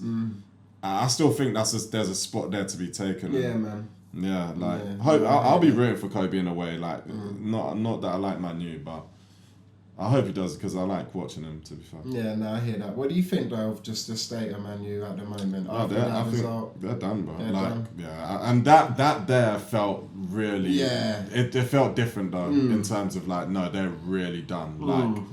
Like it could be another 40 years. Like I ain't even like being like over exaggerating with it, but like. I like before our time, Forest were like this massive team. Like Forest were winning winning everything, like Europe, like titles, Clough is like one of the greatest managers of all time, and this is like research we had to do to figure this out, and like throughout most of our life, like until just recently, Forest were like nowhere to be. So I see it more like not that Man U will be in the Championship, but last season showed that's not out the that's not out the question. Like that's not you never know with them what type of low they'll go to. But they look that there's more that than Liverpool. Yeah, because the context is Gary Neville was saying Man U are just going through their Liverpool phase. Yeah. But I don't think so. Like, Liverpool, we did a poor man's treble. Like when I came in, they did the FA Cup, League Cup, Europa, like 01 or something. Yeah. Do you know what I'm saying? Like Liverpool, top 4, still Champions League, won it in 05, final in 07. Like throughout the years, that 10-year stretch was pretty bad, but then you have 14-15 season with Suarez and thing competing for the title. But even 08-09, the Torres drought. That season, innit? 08-09, second, competed, exactly. There's been moments where, to me, Man U, mate, they haven't been in European football in God knows how long. Like, there was that thing where it's like, Fernandes has been, looking at his career, he's been a great Europa player, at the end. He's had a couple stints in the Champions League. Yeah. But overall, he's like one of the Europa League, he's a Europa League legend. And he still ain't won it. Yeah. Do you know what I mean? Yeah, like, exactly. And that's like, Man U are really there, bro. Like, it's looking like... At best. Yeah, it's looking like another season where they might not get European football. At best, conference, maybe. Yeah. And this ain't Liverpool, bro. Like, we still got top 4 for the most part. Maybe a couple of times we were in the Europa League here and there, but for the most part, mate, we were still cracking top 4 back in our. So I think Gary Neville's wrong, and he's a little bit in denial there. Yeah, which the truth is, Man U, they fall off. Normally, when you know a fan who's like, oh yeah, I'm a neutral, man. They used to be a Man U fan, bro, and it's because they can't take this. They can't take this. So, and it's mad. We just in that. Their worries continue, bro. But now we move on to Barca Madrid preview. That's coming up, in fact, on this pretty soon. El Clasico. Yeah. That's a cup game though, so it has no impact on the league. However, Barca they're top of the league now, La Liga. And that was interesting to me because it's always at the halfway point, who's at the top when with the La Liga. Because normally that team goes on and carries on. And for the majority of the season, I feel like Madrid were like top of the table, even though things were a bit mad with Alonso. But now Barca at the top, they've got this game coming up. How do you feel with the whole Alonso team? Like, to be honest, I'll be lying if I said I've been following it that closely. I was at the start of the season, and then I just started focusing a bit more domestically, like within our league and stuff. But yeah, man, it does seem like he can't really manage the personalities and the egos and stuff, and I think a bit like the point Jordan was making earlier on the voice note thing, where some clubs just don't feel they're suited to projects and stuff like this. I think Real Madrid are one of those. If you really want to say a club that really doesn't fit, I think they tried to do it, and this, let's give a manager time, let's build something and all of that. And it doesn't seem like it's well. I mean, maybe they back Alonso because he still played for the club and that, but I don't know if this is going to work. It's going to happen, to be honest.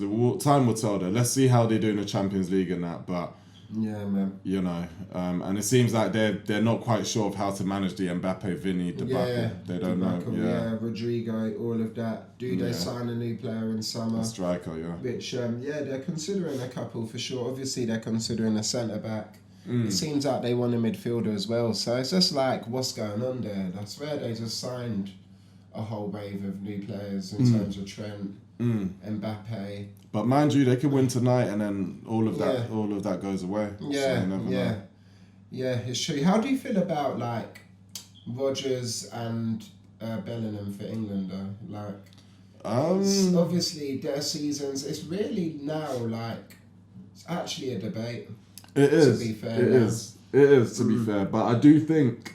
Seems like Tuchel prefers Rodgers too. Yeah, but I think that'll be a mistake from Tuchel. Like I said, even with the Arteta no superstar thing, no superstar policy, I think at a World Cup you need superstars.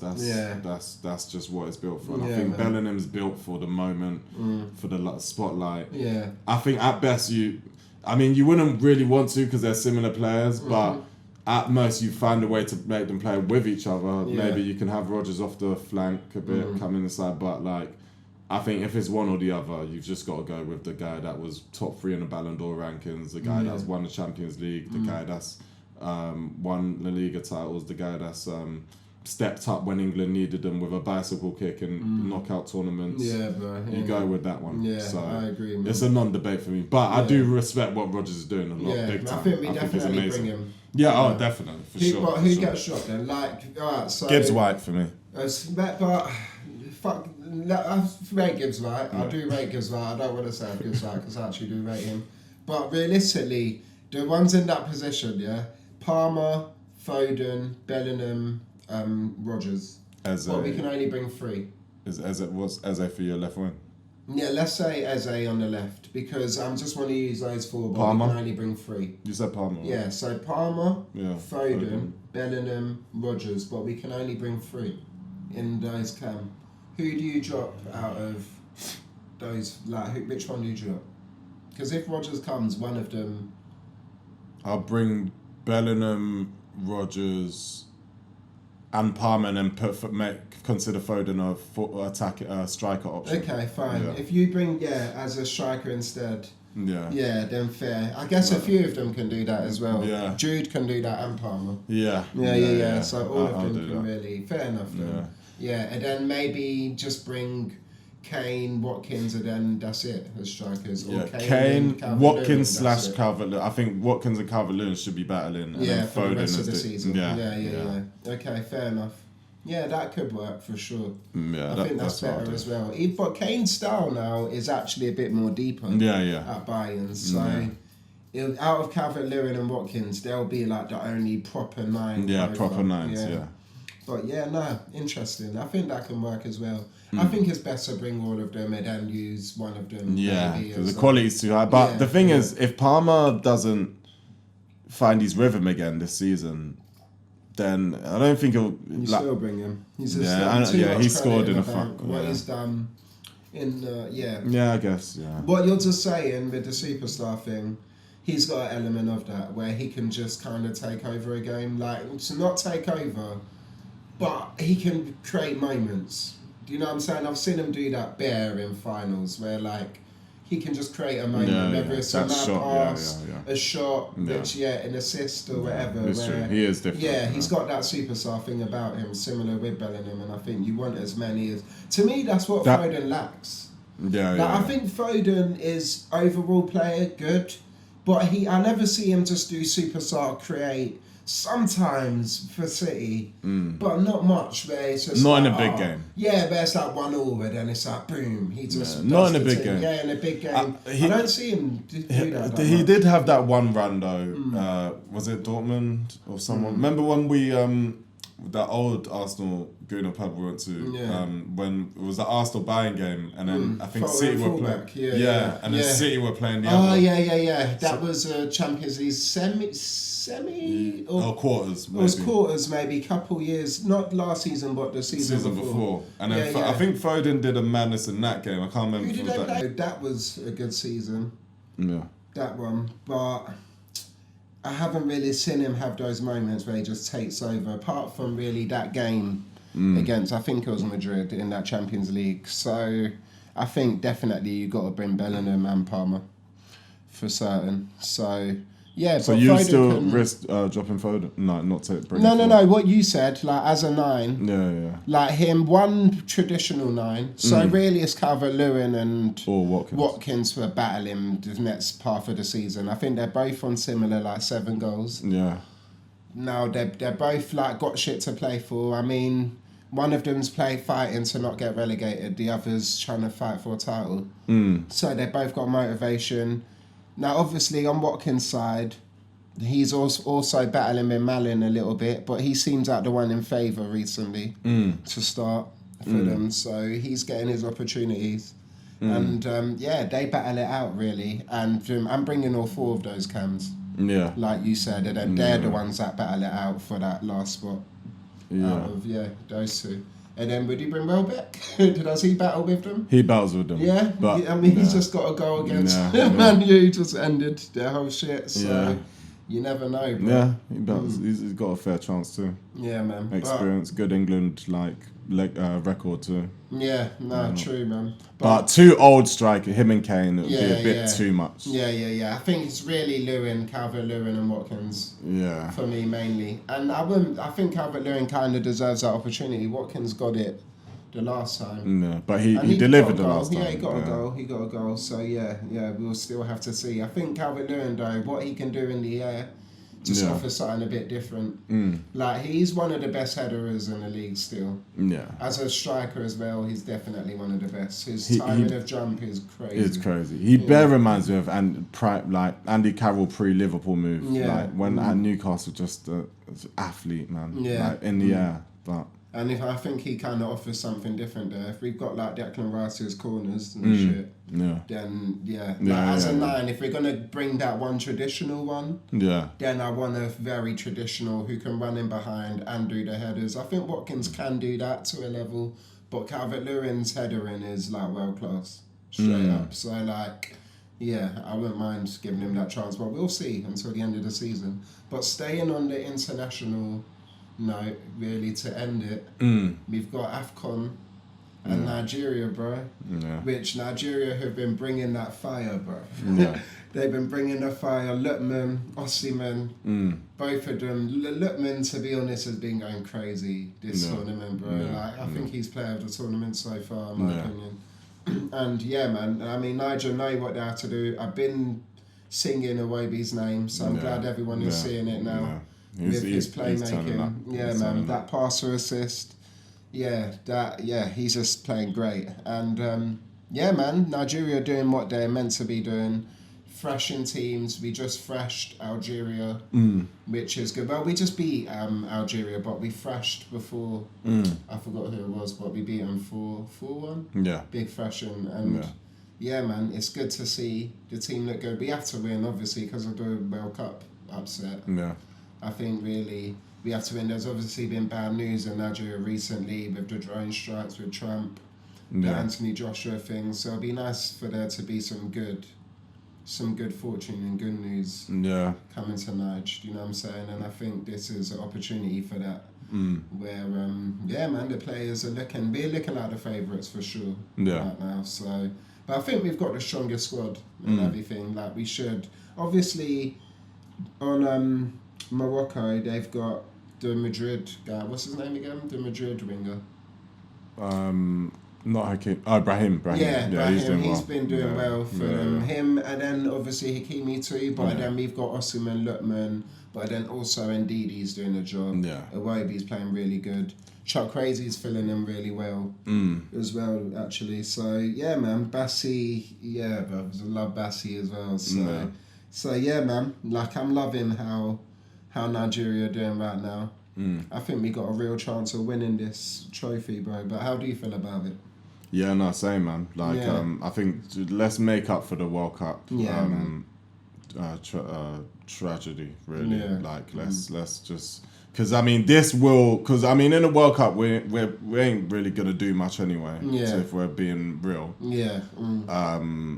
Because even when I sometimes think a nice little quarterfinal run, I think this is our best like team in a long time. Exactly. That's why it's a bit bittersweet. I'm not gonna lie. It is, but because we've got a good squad. But among the best, I still don't think we're there. To be honest, that's fair. Yeah, I don't know if we can do what Morocco did, where they did a semi-final. I don't know if that's in that. Mainly just because the defensive quality is not there. It's only really Bassi. Yeah.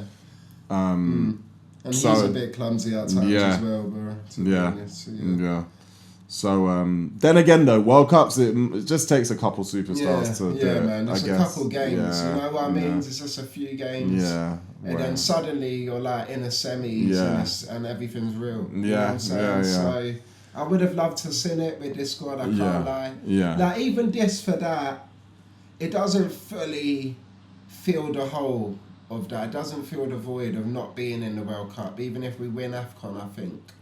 It doesn't, but if you... It's the best I can take, for sure. It doesn't, you know what I mean? But if you ask, like, would you rather, let's say, round 16 maximum World Cup run, but no Afcon, or you definitely win Afcon and you're not in the World Cup, what are you taking?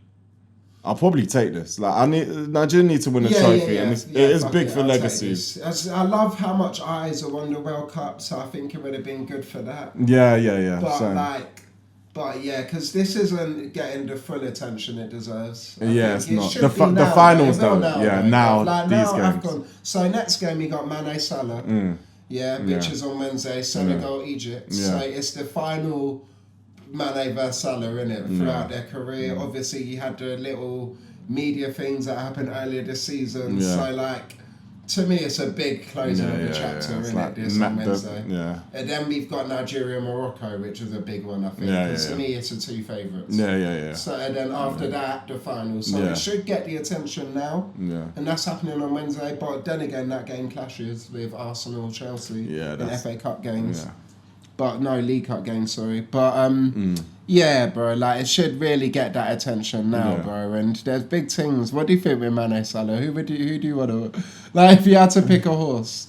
To be fair, I mean, Mane already got his bit over him. In that final couple years, like 8 years ago or so. But I do love Mane though. I really do enjoy watching Mane. Like the only thing is, I am big on legacies. So this Afcon, it would do something for Mane in terms of just he'll get his little one over Salah, but Salah, it would almost like it would give him a fairer chance of best African player of all time. Even though I've still got Eto'o I got Eto'o to be honest, or Weah of course, Eto'o, Weah. But like, I wouldn't say you were wrong if you wanted to present the argument for Salah. I do love those. That's why I wanted to see Messi win the World Cup. I was rooting for France in that, but it was nice when Messi won it because it changed the whole argument, the whole landscape of just history. This is one of those where if Salah did win, it'll be a nice little argument to close off. And in a way, I do feel with what he went through at Liverpool, I didn't really like the way Carragher and that rallied against him, and really he just sort of riled the city up to really kind of go against after what he's did. So there's a part of me that kind of roots for him in some ways in terms of, but that's more focused on Liverpool, like coming back and showing that, don't forget what I did. In this argument, I'll probably root for Mane, to be honest, because I just like watching Mane, and I just want him to get his bit because he did play a humble role to let Salah eat there. There was times where he could have really made noise about what was going on and how he felt and the greed and stuff, but he really just allowed it and played with him and congratulated him and everything. But so I'm rooting for Mane, but I wouldn't be mad at Salah winning either, to be honest. So for me, I'm rooting for Mane. I can't lie. Both Liverpool legends. So you're not invested in Salah being the GOAT African player? No. Okay. Is there a reason? Yeah, I'd rather he's black. I'll just keep it being fair play. I'd rather I'm not invested in. I think he's one of Liverpool's greatest winger of all time. And And you think that should be enough? In the debate for that in the Prem, like, because I said the reasons why I don't think Ronaldo as a winger was in the Prem long enough. So it's kind of out of Hazard and Salah. Yeah. And I think Salah takes the cookie out of those two. They probably both won the league equal amount of times. Salah twice, Hazard maybe twice. Yeah, twice. Yeah, Champions League one apiece. So did Hazard didn't win the Champions League? He didn't win the Champions League at Chelsea? Nah. No, okay, fair enough. Yeah, so there you go. He didn't even play well in that comp. Yeah, in that comp, really, isn't it? True. But it's Real Madrid. I'm wondering if he was any of any of those squads for the Real Madrid. He didn't play a part, but he might have been in one of the squads. But I think he's definitely in the argument for that. Prem, yeah. For Prem, so like he can be that. I'll put Ronaldo over him though. Yeah. It's a debate. You know what I'm saying? So he can be that. I think Ronaldo's no doubt better, but in his prime he went to Madrid. So obviously, with the Prem, that takes away a little bit. I mean, he still had a Ballon d'Or, his first Ballon d'Or season. Yeah, it's true. I mean, it's a debate for another day. Yeah. But like, he's in that, so I don't mind him not being the greatest African player of all time. Personally, like I like how it is with Eto'o or Weah. Yeah, do you know what I'm saying? I like Mane did his thing. That arguably to me, him and Mane have been very head to head in their era. To be honest, as African players. Rafinha, yeah. It's bad for Madrid. It's looking bad for Alonso. Yeah. Would I take him at Liverpool? Yes, and this is not right now. During summer, I would. Yeah.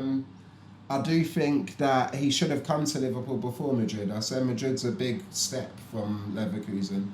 Like Frimpong and Wirtz, there's a step before that. Which I think he should have come Liverpool first. Yeah. I'm seeing now. To me, this looking like he's gonna get sacked. Like it's a season of sackings. Like I said because there's a reason why. It's because once you get to January, there's money that teams might want to spend, might not want to spend. It's long enough to assess. Yeah. We can basically say this is the first half. The second half will probably go like this. Yeah. And we're at that point and. It's getting closer to that. We know how Madrid are. Yeah. We keep hearing about the dressing room. Yeah. This is a cup final. Yeah. They're losing. They're second coming into the new year. Yeah. They lost last season, but now Mbappe's been here for a season. Jude, everyone, they've had more than enough time to settle in. Yeah. So it's looking closer to that. Like maybe this month, it might get announced. You know what I'm saying? So. Maybe Man U keep an eye on that. Who knows? But back to the. He won't go Man U though. Alonso. Oh no, that'd be silly. Yeah. But anyway. So back to Afcon. Yeah, man. I feel like Mane and Salah. Like Salah's definitely a greater player, but they're not that far off, and that's why I'm in no rush to put Salah and Eto'o in weird conversations. You know, got Ballon d'Or, Eto'o. Has just won it everywhere, bro. Like Champions League, Inter, La Liga so many times. Scored in 2 Champions League finals. There's so many goals. Like I saw what I saw as well, you know. So that's really how I feel about it. Yeah. But man. To be honest. What do you think about the Osimhen-Lookman beef? I saw. So at the end, I saw Lookman just played it down and said, you know, it just happens, teammates. Yeah. It's not really a thing. Yeah. Which I'm glad he played it that way. But who do I think is the main man? Are you asking? I guess because it kind of starts with one of them feeling like he wasn't passed to or it made a wrong decision in the play. Is the player? I mean, they're both our best players, so they're both vindicated and feeling they made the right decision regardless. But should one of them serve the other more? Or who is the main man? I guess is because position-wise, Osimhen is. Yeah. And he's obviously he's kind of been given that a little bit. Yeah. But I do think this season Lookman, in this competition for sure, Lookman's been the main guy. He's kind of taken Osimhen's crown in Italian Player of the Year. Osimhen won that. 9 times of Italian Player of the Year. he took his crown in that because Osimhen left the league. You know what I mean? So he's now taken that after. Osimhen's still the main guy in my opinion, and because position-wise. But Osimhen's game is very naturally unselfish anyway. So I actually didn't fully see who didn't pass to who. I didn't actually shot? see. So okay, to be fair, we should have. I did try to find it, but a lot of you just didn't add the context to it, just to fight. But it was about a passage of play. But because Osimhen was having a go at Lookman. So yeah, well then probably Lookman should have given him the ball because Osimhen naturally is very unselfish. He always does the play that's best for the team. Even Akko Adams' goal was he squares it to him. Square, He always does that, bro. Like he always makes a play that's best for the team. Yeah. So and no, he's not the captain, but he's a vice captain. Yeah. So to me, he's right. Like if and Lookman a little bit can sometimes be a bit selfish. Yeah. Do you know what I'm saying? That is kind of his style of play though. So that's just kind of the way he plays. I do think Osimhen is still the leader. So Lookman should understand that, but I do think Lookman understands that. Do you know what I'm saying? I don't know if he does, you know. I think his response was good. He's doing it for Vinny. Good goal. Good goal. Got one back. Good goal. That's big for Vinny. Good goal. Even this, what were you saying before, just about Mbappe is a big game for him. Big game for him. Just how it was before that. He prefers this system. Yeah, so it's a big moment. Trouble in paradise with Madrid, bro. Trouble in paradise. So even when things are going good, it creates problems because if Vinny's working in this system with Rodrigo and Bellingham, where do they go, innit? Like, if they win a cup... This is how it was going before, though. This is how it went before. With the system that they've won cups with before. It's even when things are going good, it creates issues. You know what I'm saying? So, things are interesting there, man. But, look, man, I think we're at the end of this episode, bro. I can't lie. One thing I was going to say with the Lookman Ossie thing is, I do wonder if there's like an element of... like even on Osimhen's side, it's like who do you think you are type thing, but like don't forget I'm Nigel all the way. You came when it weren't happening for you with England. I think there can be a bit of that, and even though it's a catch-22 because it's like these man now repping this is helping you guys get to these stages of competitions. There is still an element of probably like at the end of the day you weren't here from the get-go. Yeah, to me, Osimhen is the guy. I think I just... No, I'm saying that. I'm just thinking out loud. And I'm thinking out loud. What you said is a potent point, bro, to be honest. Yeah, I do wonder. And I think that's fair. Yeah. I think that's fair. Yeah. Like, I think Iwobi can come and say... Because Iwobi from the jump pits Nigeria. Yeah. Like, he never...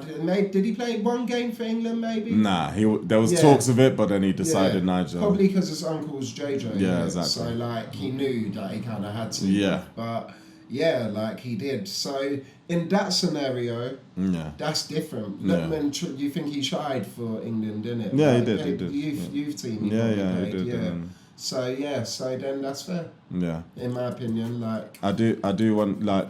Oh... This is a good game. It's a good game. 2-1. Look, let's just end this episode, man. We gotta get to this game. Yeah, this final's getting big. Crazy. So look, man, that's another episode. Send in some questions of the week. Yeah, for this one. Also, the battery is moving mad and shit. So yeah, we've just got to end this up now. Good to be back. It's been a sick app. Yeah, good to be back as well. And yeah, man, peace. Until next time. Peace.